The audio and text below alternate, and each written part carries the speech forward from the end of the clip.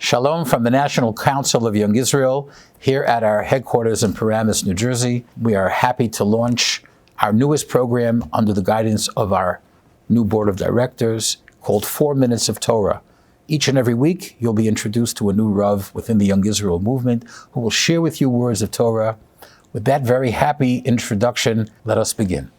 It is my great honor to bring this presentation to the audience of the National Council of Young Israel in this wonderful program of 4-minute D'var Torah that they have on each Parsha.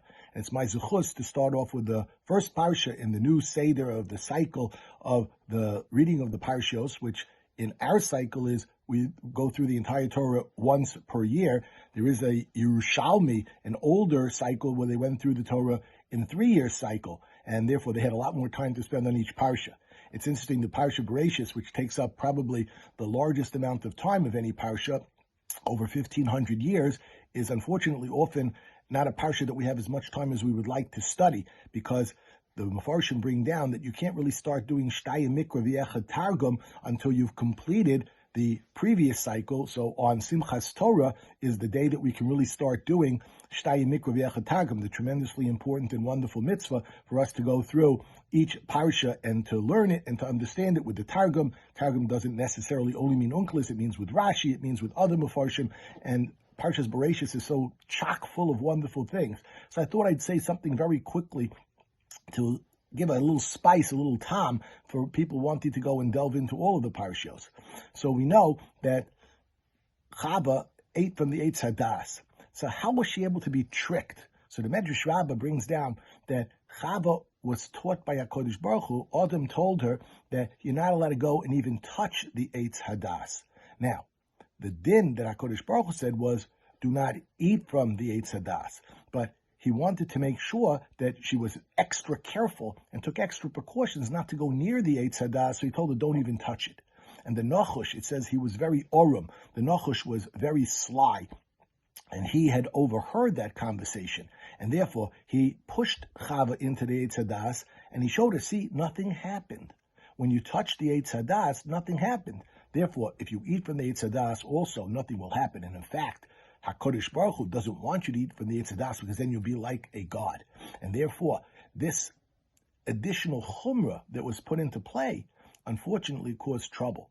And the Medrash teaches us, based upon this source, that a person shouldn't make chumros, shouldn't make additional restrictions that are unfortunately sometimes going to lead to a kula. If you make things sometimes too difficult and you add too many additional prohibitions, so then people sometimes say, well, I just can't do it. Now, what was the Eitz Hadas? So there are 4 different interpretations brought down in the Gemara and the Midrashim. Some suggest it was an esrog tree. We're going through the Yom Tov of Sukkot right now when I'm dictating this. So the esrog is a very, very important fruit. Pre-Eitz Hadar. It is a type of fruit that is described as Hadar. And therefore, there are those that say that this was the Eitz Hadas.